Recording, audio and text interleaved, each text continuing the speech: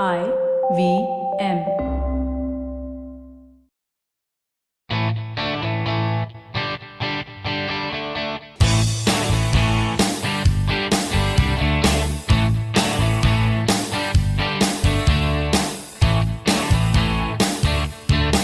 Hello and welcome to a brand new episode of the Musafir Stories, India's very own travel podcast, where each week we discuss the story of travelers in their own words and relive their experiences with you, our listeners. Hi guys, I'm your host Saif, and today we have with us a very special guest, Venkat Ganesh from the blog Indiabackpackmotorbike. Like a lot of us, Venkat went through the usual grind of college, an MBA, and a corporate job that he had for about 7 years. In 2011, he made his first solo bike trip, came back, and a week later, he quit his job to travel around India on a motorbike. The rest, as they say, is history. Venkat quotes Anthony Bourdain, "If I'm an advocate of anything, it is to move as far as you can, as much as you can." The blog India Backpack Motorbike, which started out as a hobby, has been witness to this amazing journey and is Venkat's outlet to sharing his incredible travel stories with the world. Welcome to the Musafir Stories, Venkat. We're so pleased to have you. Thank you so much. Thank you for having me on this podcast. And I guess I'm one of those cool kids now that I'm on a podcast for the first time in my life. So I can boast to others that, hey, I'm on a podcast. Thank you so much. A lot of our listeners say that, and I keep saying it to them as well, that podcasts are slowly catching up in India. So sooner or later they become common, and then you get to brag to your friends that you had been there and done that a long while ago, right? Yeah. Like, I think I can be a hipster kind of a thing that, I did it long ago. You're listening to podcasts now. That's awesome. So we have a customary tradition at the Musafir Stories where each week we request our guest bloggers and guest travelers to take us to a destination and speak in length about their journey to that place. With that in mind, where are you taking us today, Venkat? Today we'll be driving down the coastal roads of Maharashtra. It's called Konkan. The entire coast of Maharashtra is called Konkan, and we will be riding there starting from Mumbai and going all the way down to Goa. But if you just want a weekend ride, I think I'll tell you at a point where you could actually go back to Bombay or Pune for that matter, if you're somewhere from Pune. Excellent. So what's your ride today? What are you riding? I ride my Honda Unicorn. It's been about almost 10 years since I bought it. And it's just a 150cc bike. So no, I'm not one of those guys on a Royal Enfield with, that loud thump going on. I love my Honda Unicorn. It's red in color. I call it Beauty in Red. That's awesome. And it probably shows that you don't really have to brag and announce yourself. You can just go about doing your job, doing your travels on that red beauty of yours too, right? Yeah, totally. I mean, you could, as long as anything keeps you on the road, you should just try to be on that. Whether it's a bike, a bicycle, a horse. I mean, if somebody gave me a horse, I'd probably ride it too. That's awesome. And why did you choose the Konkan coast for this road trip? Like, what made you decide this?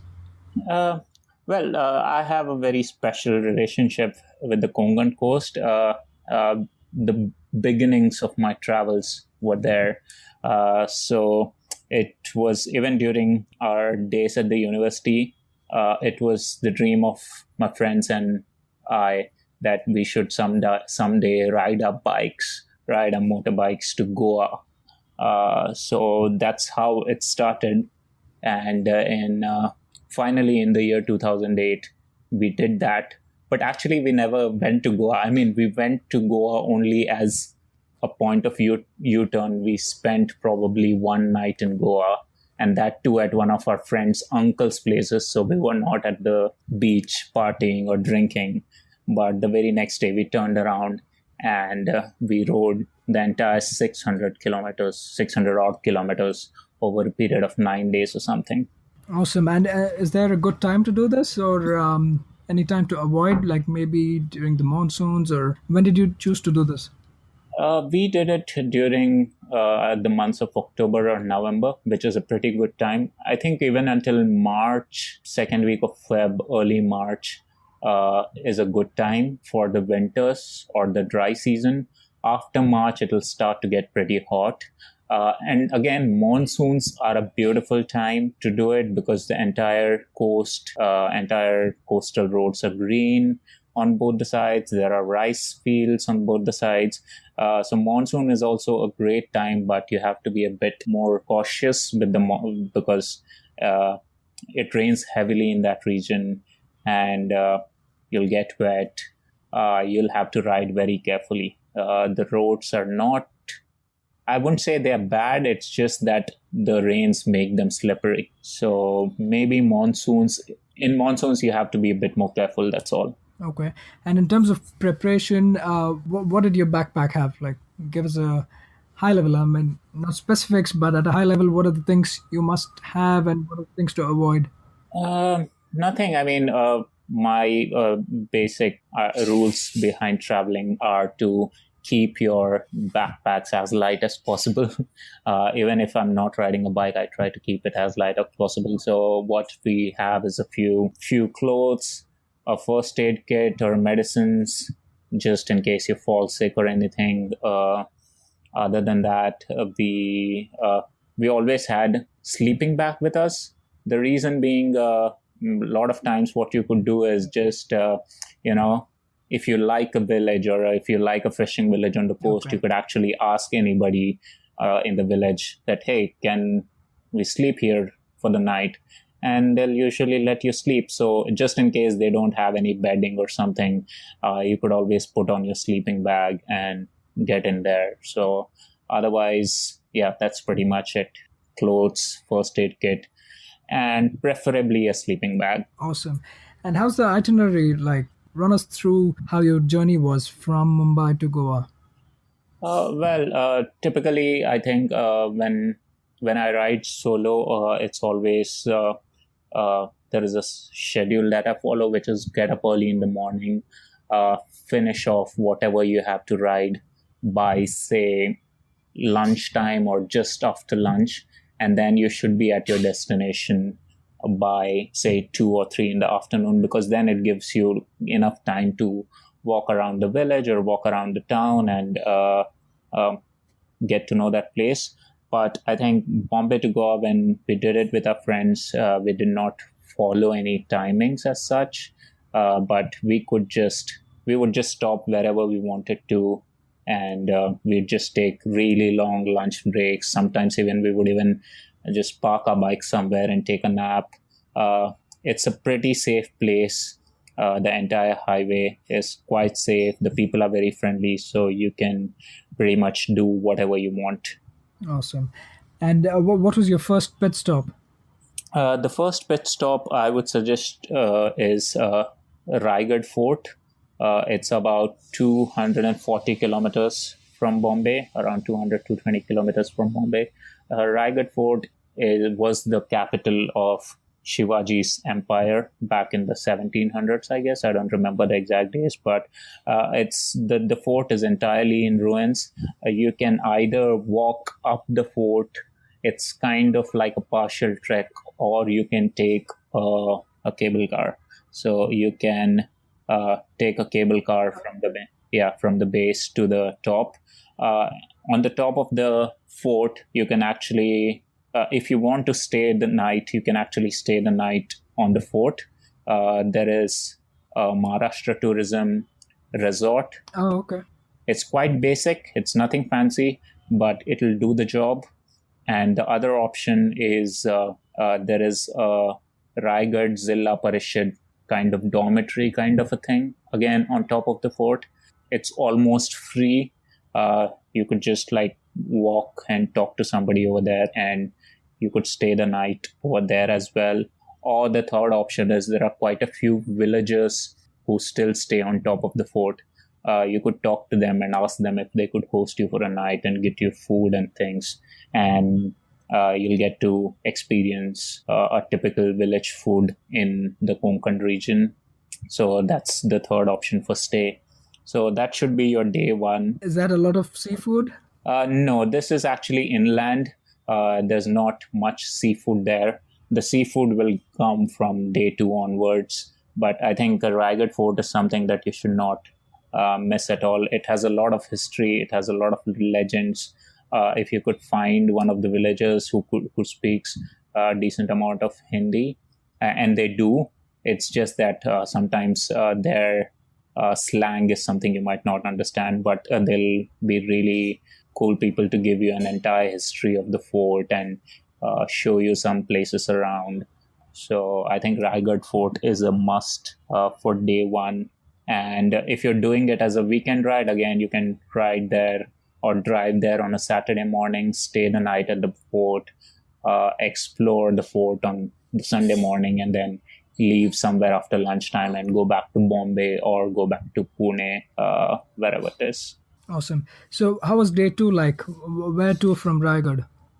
Starting with day two, I think the second day we went to Chiplun, or you could go to Chiplun. Chiplun is not far from Raigad, probably about 160 to 80 kilometers. Chiplun is again just another town like in any other state in India. There's nothing big or famous about it. But we had a friend who had an ancestral home there, so we decided to spend the night at his place. But again, Chiplun is also a town which will have decent hotels or decent accommodation options to stay. So you could make Chiplun as your place to stay for that day to night. But what you could do is, before you reach Chiplun, is there are mountains, there are mountain roads. So you could ride those mountain roads. There is a Parshuram temple. Personally, I'm not a fan of temples, but we just went there because we had a lot of time and we knew that his house was not far away. Or you could go to Guhagar, which is about 40 kilometers from Chiplun. It is another beach town. Again, I was recently in Guhagar probably 4 to 5 months ago, again with the same set of friends. It is still not as developed a beach town, so the beaches are pretty clean. If you actually go further south or north of the main town beach, it's very calm. Possibly you'll be the only person on the beach, and there are these small fishing villages.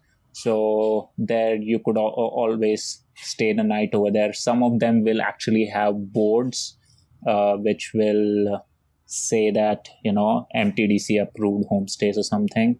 And you could ask them and you could stay the night. Yeah, this is where your seafood journey starts. Some amazing prawns, some amazing, I don't know the English names of it, but in Marathi they call it bangda or paplet, really nicely fried with spices. You should definitely give it a try if you're a seafood lover. Yeah, I think they go by the same names in Hindi as well. I may be wrong, but those are the names I have heard too. Okay, cool. Excellent. So, where next from Chiplund, Venkat? So from Chiplun, depending on where you stay, you could either stay in Chiplun or you could stay at Guhagar. But whatever you do, what I would suggest is on day 3, you leave riding on NH17, which is the main highway connecting Bombay to Goa, and go more closer to the coast, more closer to the state highways. So from Chiplun or Guhagar, depending on where you are, you should make your way to Jaigad Fort via the coastal ways. There are quite a few nice beaches on the way. A beach called Velneshwar, a beach called Hedvi. Before you take actually a ferry to get to Jaigad Fort, because there's a bit of a river or something running down the road. So it's a point where the river meets the sea. So you actually have to take a ferry to get onto the other side. You could definitely put your bike on the ferry, or even like your SUV or your car, and get onto the other side, and you get to Jaigad Fort.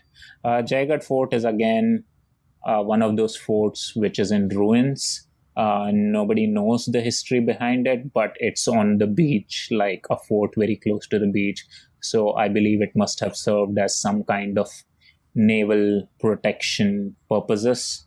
So Jaigad Fort it has really good views. I don't know the history about it.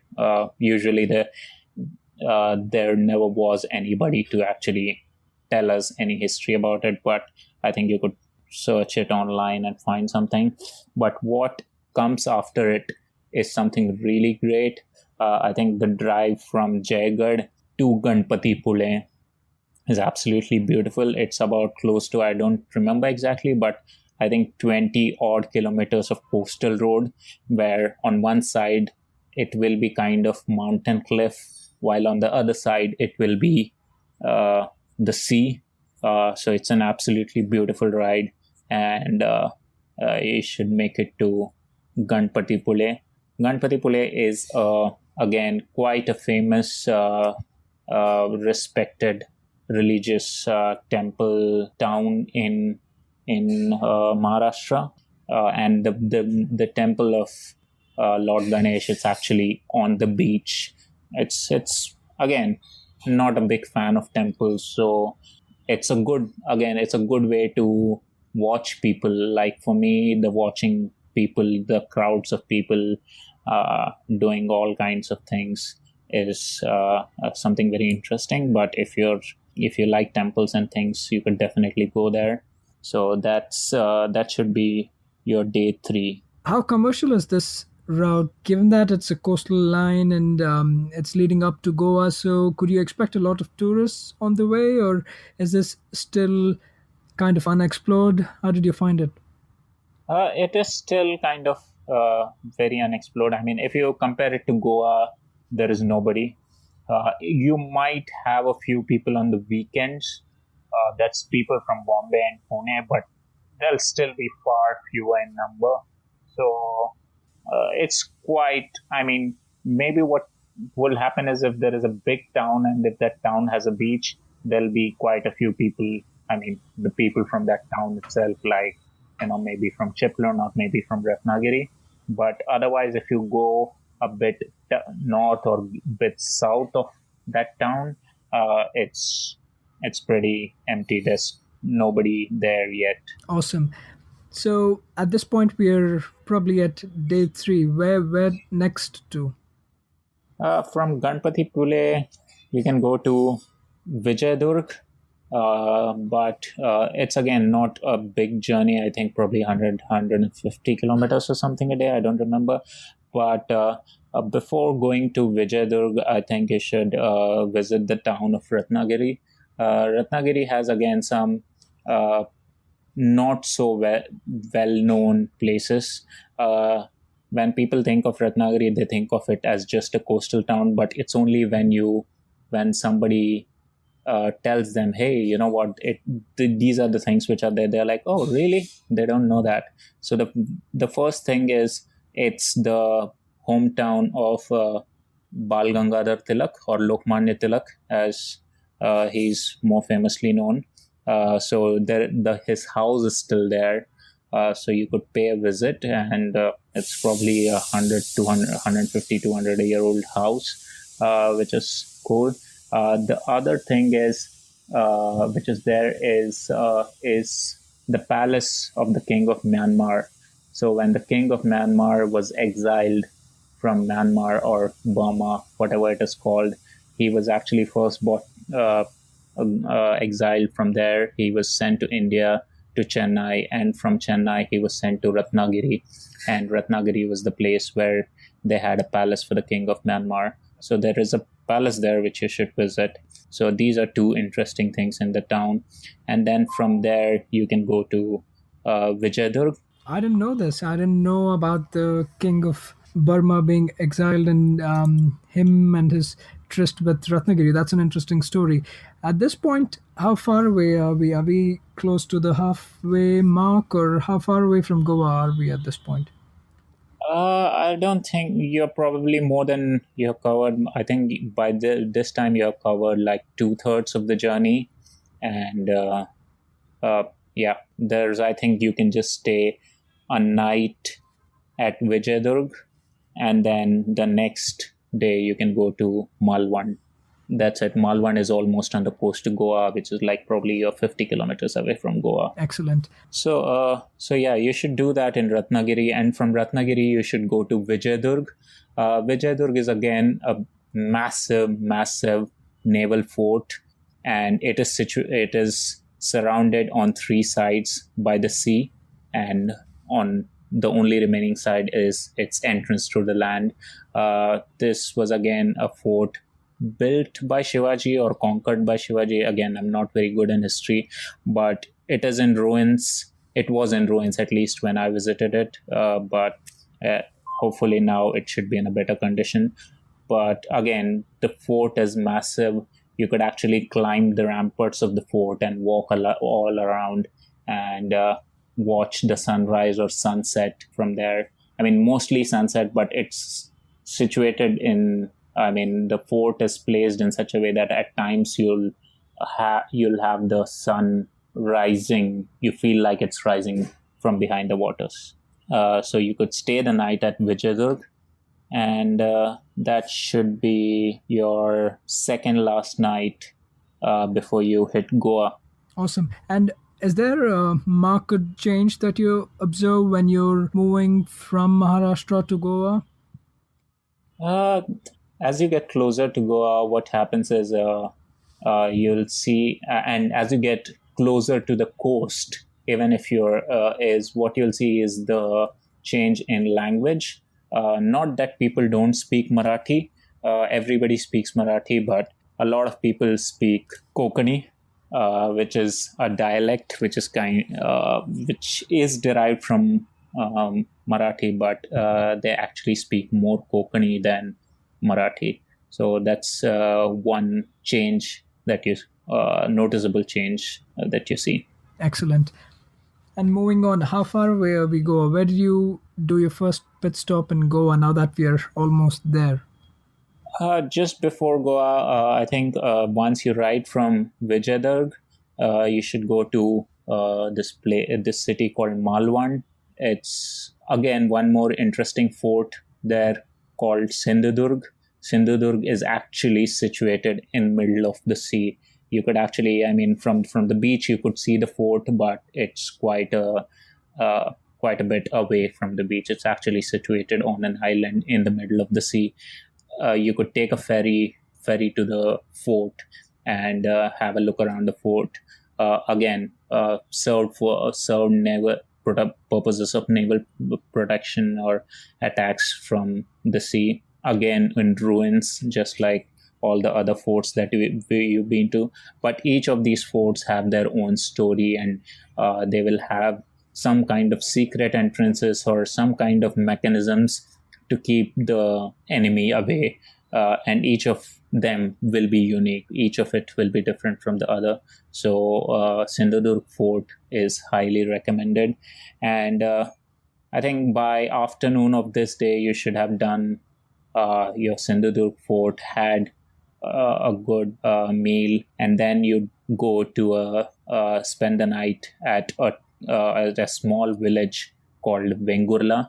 You're almost probably like Vengurla is almost on the border of Goa. It's just in Maharashtra, but it's situated on the Maharashtra side of the border. Vengurla, again, a really nice town. Not much to do, but really clean beaches. In fact, the beaches in Malvan, the Tarkarli beach is very famous, at least among the people of Maharashtra. It's definitely famous, and it's crowded comparatively, but Vengurla is completely remote, and it's not remote as such. I mean, it's very easily accessible, but there's nobody there. And in Vengurla, again, there is a MTDC resort right on the beach. So you could stay your night there, or there are quite a few options to stay in Vengula. But the interesting thing that we did was actually we reached a place and it's a fishing town, kind of a fishing town. So we actually got in touch with some fishermen. We just saw some fishermen walking down the street and we talked to them. And early in the morning when they go for fishing, we actually went with them to fish. So you leave like about 4 in the morning or 3 in the morning, or sometimes even 2, depending on the fisherman. And then you come back by after sunrise with the freshest of catches of fish or prawns or whatever the guy fishes. That's something you should do there. It's not sold as a tourist thing, but if you can ask somebody, if you just get friendly with somebody, if you talk to people and are nice to them, you can help them out. They'll help you out. That must have been a really unique experience, right? Going out fishing with the local fishermen. So, what next, Venkat?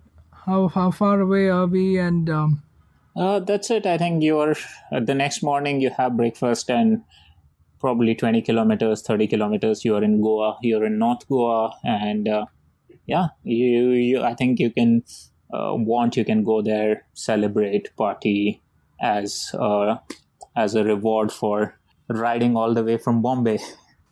excellent. That was an amazing ride all the way from Bombay to Goa. I'm sure a lot of you would be reminiscent of the movie Bombay to Goa, but I'm pretty sure that this ride is any day better given to a bus journey. Just asking, just a quick question, Venkat. What about the way back? Did you guys decide to ride back, or did you have to get your bikes shipped back to Bombay? How did that work? We no, we rode back. We rode it back over a period of like 2 days.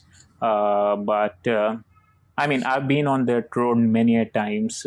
So what I think I would suggest is actually on your way back, you could go to Kolhapur from Goa and then get on to NH17, which is the Bombay Goa highway, because the road from, say, Goa to Bombay is just a straight road. It's a good road. It's a nice place to ride on. But if you go via Kolhapur, one, you get to visit again the historical city of Kolhapur. There are quite a few palaces.